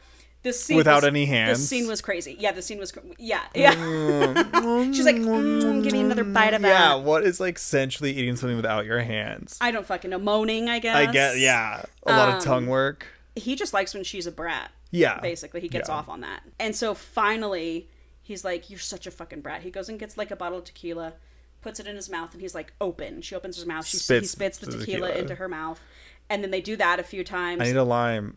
Like what? I'm gonna need to squeeze something. And then, well, also, and I'm like, this whole time she's got like bits of quinoa and chicken in her mouth. I don't know. Something about it is like toddler in a chair throwing a fit. I don't like it. Yeah. So then he like loses control. Is this guy a fucking werewolf? Like all over. He's like, oh, pretty much. Run. Yeah. Oh, I'm gonna fuck you when I get you. Like, you're a biker, dude. For real. So then finally he's like, you want to be a fucking brat? You can be a brat. Turns her chair, stuffs his dick in her mouth, fucks her face, whatever. Whatever. They do the whole thing. And then finally he's like, okay, I'll let you go to the rally. She's like, you earned it. Got my way. Whatever, she's going to get killed there. And then it's like, did you get your way? Exactly. That's what I thought was going to happen. Day of the rally. They roll up. And she's on the back of his bike. He's leading the entire chapter. And meanwhile, people are like, this is crazy that like, he has a woman. Everyone's like, I can't believe this is... Anyway. So, and she's like, not on a power trip at all, but she's like... I don't know about at all. I'm feeling... this guy's clearly a king, and I am starting to feel like his queen.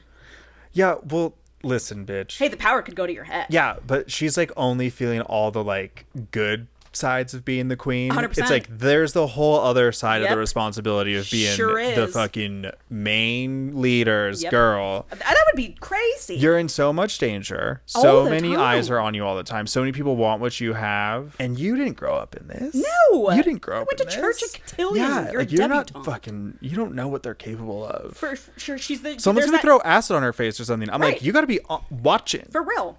There's definitely that naivete. At least she can, like, shoot a gun and, like, oh yeah, fight, he has like, turned her into a badass bitch, which I fucking loved that part. Tomb Raider. So they're staying at, like, his buddy's property. They've got, like, 15 yurts set up. They sleep there. It's kind of like glamping. They're having big old bonfire, barbecue, and partying. It's a whole thing. So sounds like a great time to strike. Sure does. Yeah. So that night, while he's away on club business again, the bitch Chelsea from the wedding is there, and Brindley's like, this fucking loud ass mouth bitch now here again. And so Chelsea comes over, she's drunk, and she's just talking shit. Can't stop talking about how she fucked Wolf a couple years ago, and maybe he'll let her have another ride tonight, and all this stuff. And Brindley's thirsty. just like, oh yeah. And meanwhile, her girlfriends are like, that's Wolf's woman. You might want to shut the fuck up if you. Oh, she knows exactly who. Oh, she sure does. She is okay. Candace or whatever he called her. Cassidy. Yeah. Meanwhile, he left a prospect there to watch over Brindley. Obviously, Chris, sweet Chris, and Chris is just like, please don't. He's gonna kick my ass if you fucking like. Yeah. Please. He like is holding Bryn back, and finally Bryn's had enough. She's fucking snaps. She gets up. She breaks the bitch's nose. She like punches. I'm just like not impressed by it. What? Bryn just being like, I'm tough, I fight now. Because I'm just like, whatever, dude. She's just like, you're kind of a poser. She's turning into I know that she's like getting trained to fight and everything, but I'm just like, you're still kind of a poser to me. For sure. Well, she calls, and Chelsea calls her Sandra D. She's like, oh, hey, Sandra D. Dude, yeah. Right. Yeah. I'm like, put a gun to someone's head. Right. Hold someone's life in your hands. For sure. Like the rest of us have. Let's fucking do it. Yeah. Well, you'll see what happens. Just in a fantasy thing, not in real life. Yeah, totally. Hey, lose yourself. I don't endorse gun violence. Wolf shows up and he's like, what is this crazy woman doing? Pulls her away, and then he walks up to Chelsea and he was like, next time you talk to my woman, I'll let her beat you as bad as that used up cunt of yours is. Oh. He's like, get the fuck out of here. I guess this is what it is for me. Tell me. Is that the fact that this chick is even getting under her skin is like, so you're insecure about this. You mean that Chelsea is getting under. She's just like, don't fucking talk about my man. I know, but like to me, I'm like, the reaction that you're giving her is like giving her the power. Like the fucking baddest bitch would just be like, that's hilarious that you think he would that my man would fuck you. Like, you're not wrong. Have a great night. You're not wrong. Pour another beer. Like. But in that world, I'm they not speak worried. With their fists. Yeah, I guess so. True, but true. She does have. I would wait for her to start it. If she came and swing on me, I'd end it easily. But if I'm fucking learning how to fight, I'm like, sensei. Yeah, I'm like, this is a form of self-defense. Like, this is not a tool to use. Yeah, for sure. But that's me. I would love to see you in that situation. Me too, dude. Someone kidnap me, pay my bills, please, and then teach me how to fight, and then feed me and fuck. So. He throws her over his shoulder, caveman style, slaps her on the ass, and he's like, oh, she's like, oh my God, put me down, whatever. Oh. Walks over to the yurt where they're staying, and he's got his bike parked in the back. And he walks around the back and lays her on his bike. Like, her head is up near the handlebars, over the gas tank, and her body's on the bike. And I'm going to set the scene for you. He starts fooling around with her. He's like, oh, you're a bad bitch now. All this saying, all the taunting her, all this stuff. Meanwhile, on the other side of the woods, they can hear, there's like a church that at the same time the rally is going on, they purposely will do an outside service because they're criminals and they want to, you know what I'm saying? Repent. So while they're fooling around on his bike, they can hear over the loudspeakers the preacher's sermon. Just the good word. We're talking about like, unbaptized babies will burn in hell. Save these criminals. Gays will burn in hell. Yeah, all this stuff. Yeah, okay. Christian stuff, yeah. Which is like, goes with her religious thing, whatever. So. It does. Yeah. So he starts fooling around, tries to put his hand under her skirt, and she's like, I can't. I'm on my period. And he says, that's never stopped me before. Oh, well, he says, you think I'm scared of your blood? I fucking want your blood. Yeah. So he pulls her tampon out. Okay. Wraps it in something. Uh-oh. Puts it in the pocket of his cut. Lays his cut down for her to put her head on. Oh, what a gentleman. And then starts finger blasting her. Pulls his fingers out and rubs her blood all over his chest. Like a true warrior would. 100%. And she's just like, yeah. This is. Yeah. Whoa. Oh my God. With the church bells going. It's just like. So then. Once in a lifetime. Yes. If that. You know what? Someone has to have had experienced this in their life. Yeah. So he starts fucking her. And we can hear them preaching about sinners and criminals and taking the righteous path in the background. And she's like, I do like all that. She's like, we're having, this sex is fucking, this is existential. This is like a spiritual moment. This is the ups and downs of life. Yes. And then when they're done, he goes, only we save each other now. I'm reborn in your name and you're reborn in mine. And she's like, yes. I'm like, are you a witch?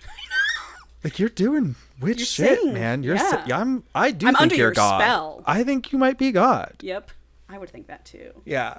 I'm praying. I am so easy. Yeah. To get. Yes. You know? No, you're not. Well, you know what I mean? In my mind, I am. If you could get past the labyrinth of walls, you'd be easy. I could fall into a cult like that. Yeah. But you got people spinning around. Right. Can't get anywhere close to it. I know. That's crazy. It's a weird. It's probably for the best for now. For sure. Just maybe integrate those two things. Yeah, at some point. Yeah. We'll see. At some point. Okay, so they leave the rally. They go back to his place, and they have a conversation where she's like, "I want to sell my parents' house. I want to move in with you. I'm all in on this." And fuck this family home. And he is too. And so they're getting into it. But then she goes, "The only way I will be yours is if you tell me everything." Because previously he had told her, old ladies either know everything or they know nothing. Their husbands won't tell them. I'm gonna know everything type. And that's what she said. And I'll be so much more effective as that type. Totally. So she tells him that. She says, you're gonna tell me everything. And he agrees. So that night he says, this is my plan. We're gonna bomb the clubhouse. We're gonna kill, patch over, all that stuff. Dude, what if she turned out to be a disciple? That would be wild. A twist. Or like a FBI informant or something. What was that book we read where he kept thinking she was a spy? Oh, yeah. He was like, I know for sure you're a spy. And it was like, no. And she never was. This would be a good case for her to be. It was the Alien book. Oh, Choosing Theo. Choosing Theo. I kept thinking Ice Planet Barbarians. Yeah. It was Choosing Theo. That was weird. Sense. Anyway, so they're all in on each other at this point now. He says, okay, tonight I'm going to go with Jake, who's his cousin, vice president, to meet the explosives guy. We're going to purchase our explosives that we're going to use to bomb the clubhouse. And he's like, so I shouldn't be more than an hour. She's like, I don't think it's a good idea for you to just go alone with Jake. I don't think so either. I don't think so either. Meanwhile, Paul, they left the rally early, so most of his guys are still a few hours away at the fucking rally. Wait, who's Jake? Jake is his cousin, his uncle's son, who didn't get the presidency. Mole. So, of course, he leaves. Him and Jake roll up to the house where they're supposed to meet. I can't believe he's doing shit with Jake. Guy. I know. It's like Axe and Kai are your main guys. I would only do shit with them. I would not do shit with him. Yeah. That's crazy. But it's Jake's contact. He knows the explosives guy. I'm like, this is the most obvious mole I've ever heard of. He just didn't think his cousin / brother would fuck him over. Never trust your family. Yep. Actual family. Yeah. So, of course, we get there. It's dark. It's like 9:45 p.m. Gets off his bike. No one's there. He's feeling a little weird. Jake comes behind him, lead pipe to the head. Obviously. Yep. He's out. It's crazy he didn't see that coming. Yep. So, cut to, Brinley wakes up. It's like 4 a.m. and dude's not there. And she's like, oh, something ain't right. Yeah. He said he'd be there an hour. And he said if something went wrong, he would text me. So... Or if he was going to be longer. Super wrong. So she was like, okay, shit's not right. She calls everybody. But it's 4 a.m. and they're at the rally. They're passed out drunk. I mean, or partying. Yeah. And she was like, I'm going to need a couple of you dudes. Look at where his AirTag is. Oh, good for her. Yep. So she finds where his AirTag is.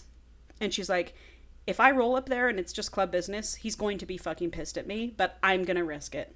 I think something's wrong. I think something's wrong too. So she gets her gun. She gets in the truck and she goes. She finally gets a hold of Axe and he's like, don't worry, we're on our way. We're already on our bikes. Got your voicemail. Like, we're coming.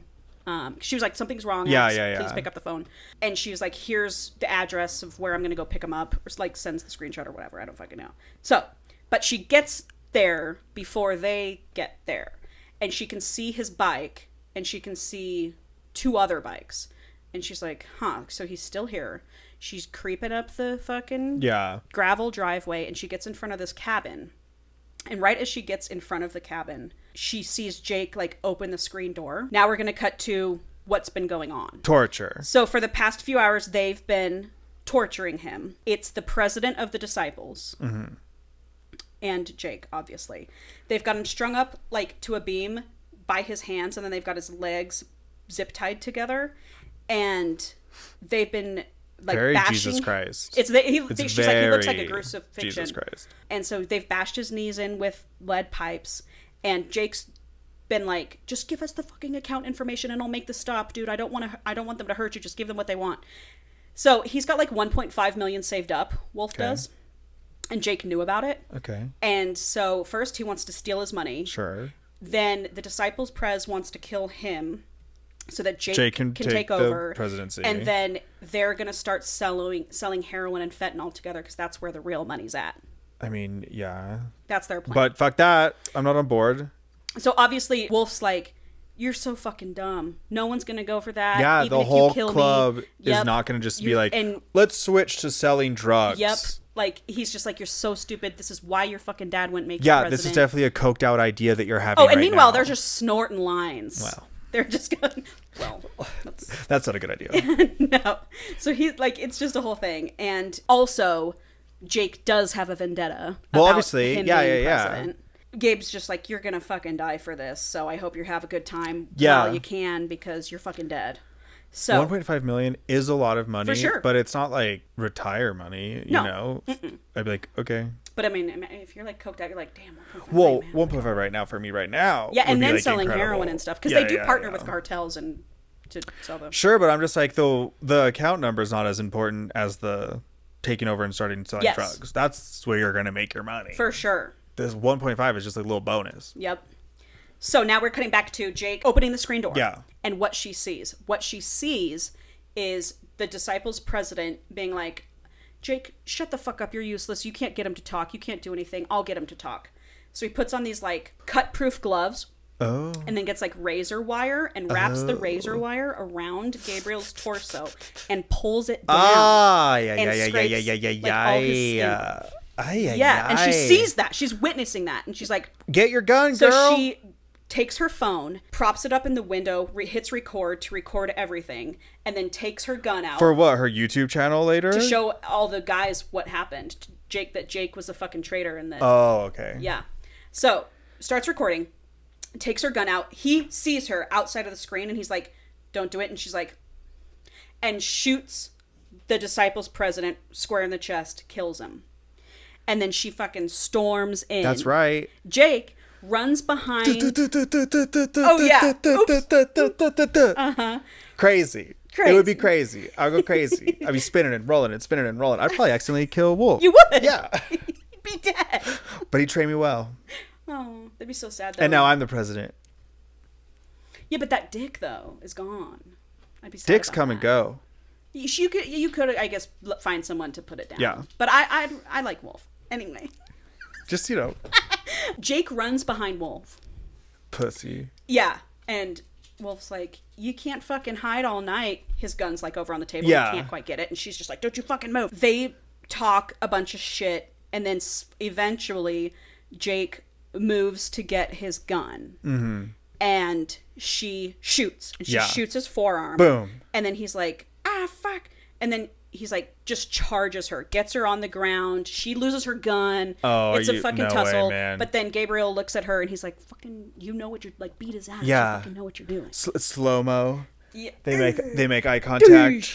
Doosh. Remember your training. Yes. So finally, she, like, overpowers him, gets her gun, and then just unloads. Yeah. One in the neck, one in the chest, one in the leg, one in the, like, just fucking... Yeah. He's dead. The police would not be able to identify him. No. And then he's like, I need you to get me down, baby, get me down. And she's like, I'm going into shock. What? He's like, just listen to my voice. Going into shock? She just killed 2 people. Fucking grow up. Are you kidding me? You killed 2 people and you're going into shock. You can't finish the rescue mission. You're not cut out for this. I'm sorry. Hey, she did just kill for the president, though. Barely. Give her some credit. No. You're not going to give her any credit. She just saved his life. That's great. And then I'm going into shock. I can't untie you from your crucifixion. Well, then what was this? Can I tell you something, Paul? Yeah. She doesn't go into shock, and she gets him good. down. Well, then we gotta stop saying stupid shit like I'm going into shock. So she cuts him down, and they're like, meanwhile, he's fucked up. Yeah. I'm like, yeah, everyone's fucked up. So in walks Kai and Axe and Mason. They're like, what the fuck is going on? 90 seconds too late. They're like, well, this badass bitch just killed these two people, blah, blah, blah. She shows them. Let's not bring up the whole shock thing. No, we don't talk about that. Yeah. So, like, the next day, you know, they're in chapel. They vote Axe to be the new vice president. That's Kai to be the new sergeant in arms, which is what Axe was. Okay. And Mason, who is the treasurer, to now be the new something. I don't fucking know. Promotions all around. Oh, the new enforcer. Yeah, promotions all around. And then he claims her in the meeting, which is something you do in the okay. You put your claim on someone. Yeah. So he claims her officially, and they're like, woo, woo, he's got an old lady. Yeah. Blah, blah, blah, blah. They're like, congrats, boss, all the shit. Blue James. So, yep. No. What's the one where she's like on the back of the like motorcycle? Yeah. You know? I do. Honestly, Lana Del Rey would have been a great soundtrack for this whole book. Yeah, it is great. Yeah. I fucking love Playing her. video She could be someone's old lady. In games. fact, the guy she's married to now, that alligator guy from Louisiana, he probably does drive a motorcycle. At some point. Anyway, so he surprises her with a cut that he's made for her that says, property of Wolf, Queen Wolf on the front, and then it says Soldier of Bedlam. She's always wondered why some people have a Soldier of Bedlam. It means you've killed. It means you've killed. Cool. So she's like walking around with that. I'd be like, hey, Chelsea. You fucking remember that? You can't just get that patch, bitch. You're next. And then they end up meeting with the vice president of the Disciples, who's the one that was like sneaking up on Brinley a couple months ago. Yeah. But he's like, I'm glad you took the fucking trash out. We don't like him. We never wanted to do bad stuff. We would never fucking order the of a girl. We would never do all this shit. And so they don't end up patching anybody over. The Disciples end up staying on their own, and they're like, but they do work a little together. Truce out. A little truce out thing. For now. Well, that's just the politics of the road. Exactly. That's the politics of the road. That's the politics of the road. So that's what happens there. And then obviously that night, he's like, I'm going to claim the last part of you. He's had a butt plug in her all day. So, like, he switches the butt plug out from, like, the medium one to the large one. They start fucking. She's like, I want you to fuck me while I have the butt plug in. And he's like, fuck yeah, and all this shit. And then he, like, fucks her in the ass. That's, like, our last sex scene of the book. Yeah, the almighty butt fuck. Yep, the almighty butt fuck. So then a few days goes by. He surprises her with her dad's truck, all fixed up, mint condition. It's beautiful. He's like, you're going to look sexy as fuck driving that. All this shit. She no longer needs to sell it, obviously. She sells that house. She sells her parents' house, and she's like, the realtor told me I could get close to $1 million for this. And I'm like, fuck yeah, you could. I mean, it's... These days. Shit. Yeah, you can. And then he surprises her with her own office space downtown to open up Little Hummingbird, because that's what he calls her, Little Hummingbird. Obviously. Little Hummingbird Designs. So that's just a money laundering front. For sure. But good for her. Yeah. Might as well have been a mattress store. I mean, honestly, but like an interior design store in a small town is a front for money laundering. Well, she is going to like also sell decoration. Like it's going to be a cutesy, not just an office, but also like a store. But okay. I hear what you're saying. Yeah. I hear it. Yeah. Then, so that's it. All the good things just kind of align. And then we get our epilogue. Great. 17 and a half years later. Whoa, and a half? This is one of the longest ones. Yeah. They're hosting a huge cookout at their house, which is now massive, has been added on for all their kids. It's their 14-year-old daughter's 8th grade graduation. Good for her. The whole charter's there. It's a beautiful barbecue. They've got a pool, and they've got a almost 17-year-old son who's also an artist who works with him on the custom bikes, and they have a 15-year-old son and obviously the 14-year-old girl, and they've expanded into clinics and rehabs down into Florida, and he's super passionate about recovery. Her firm is now big in Savannah, Georgia. She's well known as a designer. Great. They've had tough times, they've had good times, but at this level, she's only 40. He's 49. Mm-hmm. And she's like, at 49, he's fucking hotter than he was at 33. And he says, at 40, she's hotter than she was at 25. Oh, that's sweet. Yeah. It was cute. Yeah, I'm sure he's cheated on her once or twice, but that's so sweet. No, he hasn't, Paul. I'm sure he hasn't. Right, on the road. But yeah, that's sweet. Yeah, that's the you book. Know, that was fun. It was fun. It was fun. It was like the perfect length. It yes. like didn't try to go into too many things. It was like really one event, one big thing, but everything else was just build up. Totally. And the spice was really good. Yeah. In it. Yeah. That was like a nice, solid, just like dirty book. Yeah, totally. Nothing fancy. Nothing fancy. Yeah. 4-star read. Next week. Yes. We're going to read Your Dad Will Do. Love your face. Your Dad Will Do. Sometimes I'm like, what would I think up, you know? Well, yeah. What would you think of? Because I haven't read the book either. Do you want to do a guess? I don't know. That's a lot of pressure. Ooh. Okay. No. Do a guess. No, because come on. It's not. I mean, it's not. No. You do a guess. You do a guess. I'll do a guess next week. We should do a flip flop soon, though. I know you were talking about doing. Well, yeah, we are doing a flip flop soon. Did you say for the 30th? Yeah. Is this 28? This is 28. So then next time your dad will do. Oh yeah. And then the one after that, I've got something planned. Oh damn, that will be. That's coming up quick. That is coming up quick. Okay, cool. Got it. Okay. Your Dad'll Do is going to be about, let's say in the South. Okay. It's going to be in the South. Georgia. Something. Love that. The South. And it's going to be about a like assistant professor, like not like still like TA? graduate student, but like is teaching his own classes. Cool. Maybe in like music theory. He's a pianist. Grew up in the South, going to some big, well-known, renowned college down there that's like really known for its music program. Or maybe like you know how they in the South they have crazy, their marching bands are like fucking crazy. Yeah. Maybe something like that. Yeah, like he's like going to like a trombone or like a sax or what. He's in the music department of some school where that's life, right? Love that shit, dude. I watch those TikToks a lot. Oh, I love that. But so whatever, it's all gonna take place over like a holiday weekend, like Memorial Day or something. Okay. And it's gonna be something where like he works there. He's kind of like, he's hot. He's like a pianist, you know, like a hot pianist, good with their hands, but he's a little quiet, you know, a little reserved. He really like comes alive when he plays the piano. That means he's gonna be a freak in the sheets. He's like the best graduate student teacher guy. Like he's who everyone wants as like their like kind of one-on-one tutor teacher. So he gets a lot of attention.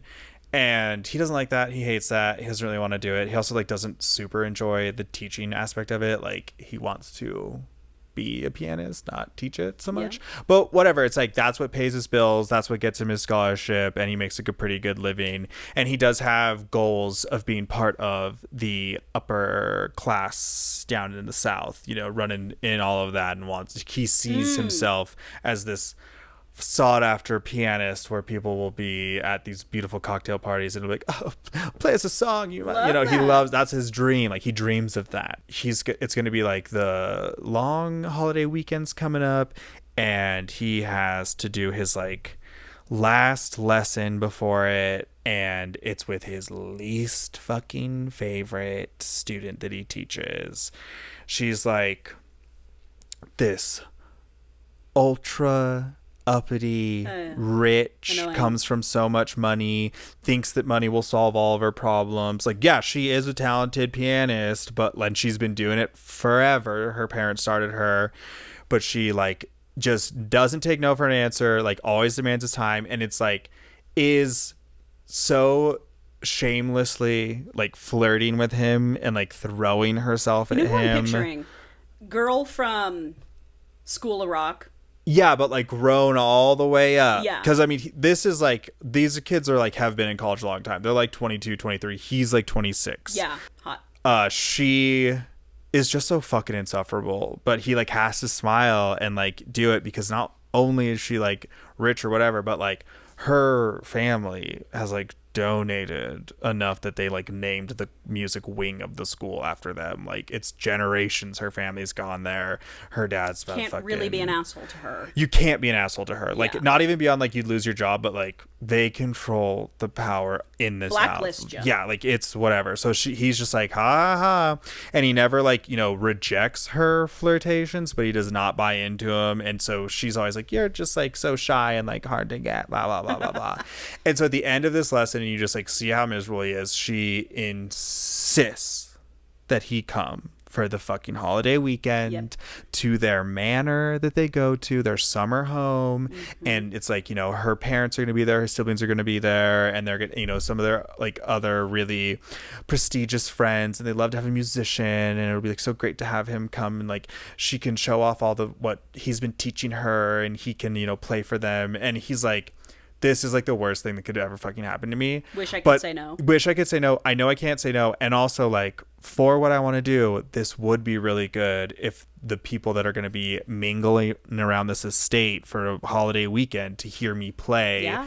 It's like networking. It's horrible, but it's what I'm going to do. Yep. So, I mean, he's going to go, and like we hear how much he dreads it, blah, blah, blah, blah. He goes, the weekend comes, and it's like very clear that what he was pitched, which was come as a pianist and teacher and guest, is not how she has presented things. She has been like, this is my my date. So like they're it's still like a proper Southern house, so like they're not sharing a bedroom, but it is like right next to each other, and like every dinner it's like we're together, and like she keeps kind of referring to them as if they were a couple, and he's just like, what the fuck? But like it's like can't do anything about it, but meets their parents. The dad's not there yet because he's like very business. He's very business. He's gonna be late. The mom's upset.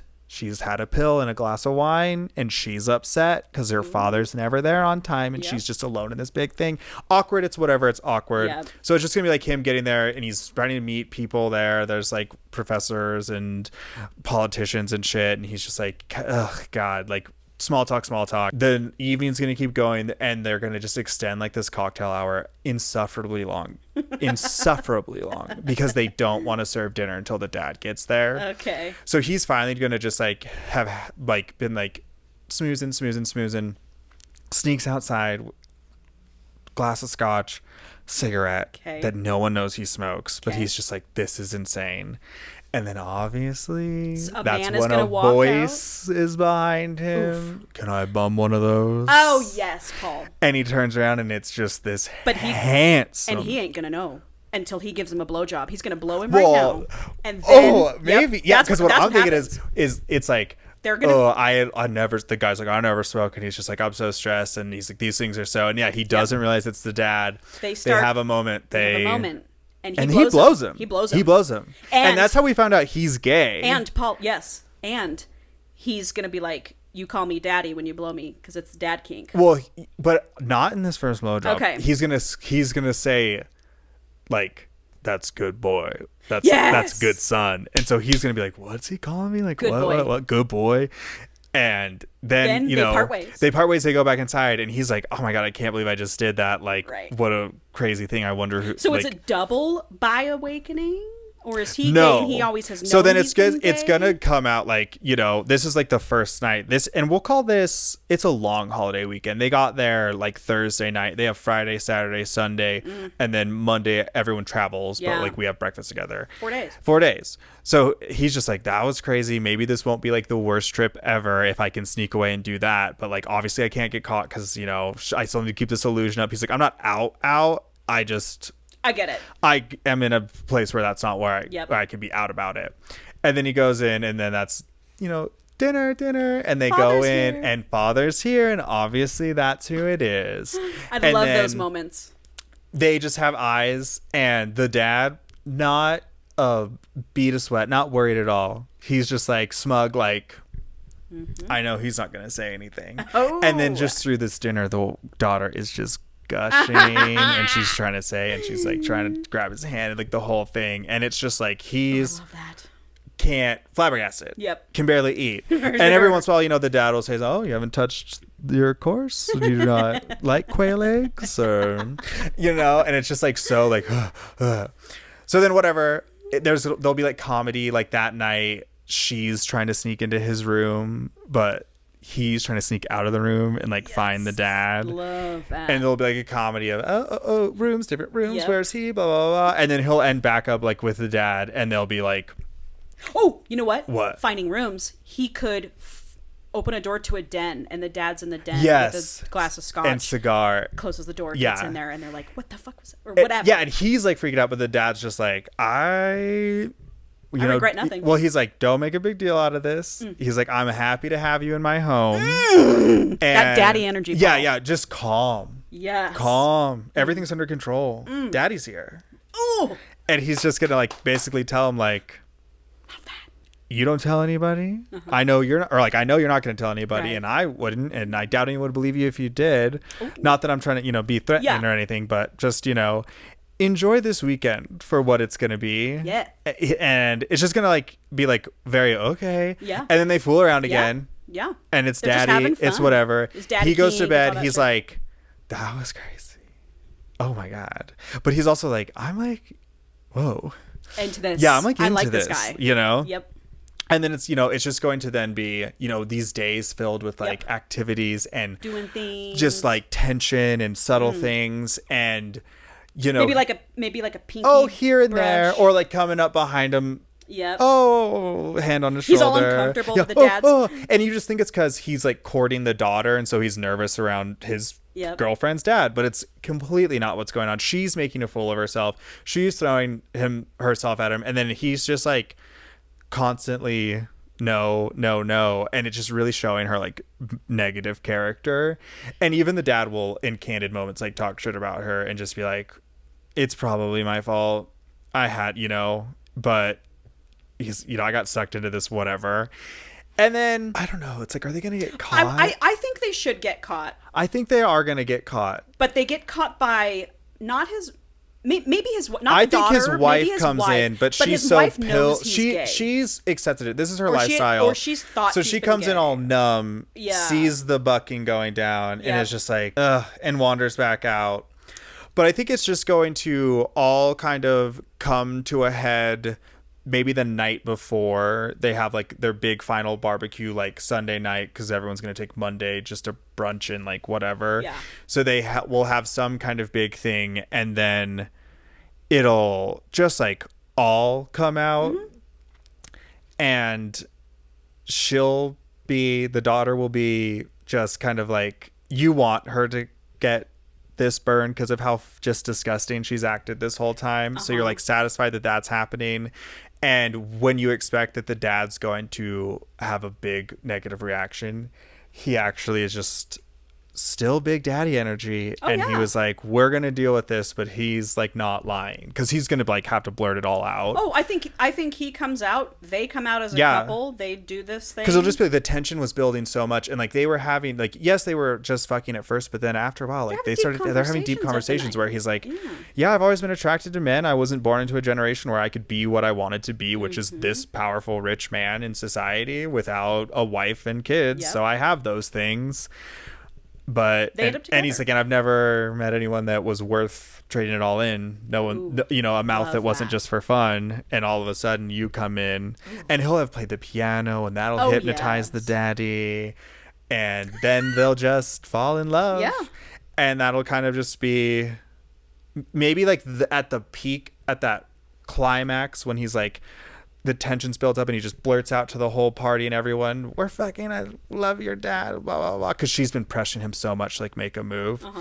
He'll say, I don't want you, but your dad will do, and that'll be the name drop of the whole thing. Love that. And then epilogue, 8 years later, he didn't divorce his wife. He was like, I made a commitment to her. I will forever sustain her lifestyle. Well, he could do we that have an even agreement, divorce, though. but they don't want to. Okay. They're not going to. Okay. He won't do. That's the one thing she doesn't want. Okay. But they have their own little like penthouse somewhere that they live in together. Yeah. They summer and it's almost like big happy family. Homegirl daughter kind of had a freak out and then went to go travel to find herself. Ends up in Tibet. Cool. Gets fixed. Comes back. Oh, cool. Chill. Love she that. had to let go of all those expectations and boxes she had been forced into herself her whole life and learn. And the couple brothers that she had come around, they almost like didn't even care. Love this. Yeah. Great. And that's what I think your dad will do. We'll see. I'm excited. This has been on my list for a while. Yeah. I mean, I love that it has dad in the title Me right too. there. Yeah. Can't wait. Yeah. Couple of daddy issue girls like us. Oh, God, yes. Yeah. Love that shit. All right, cool. All right. Thanks, Paul. No, thank you. Okay. Okay, bye.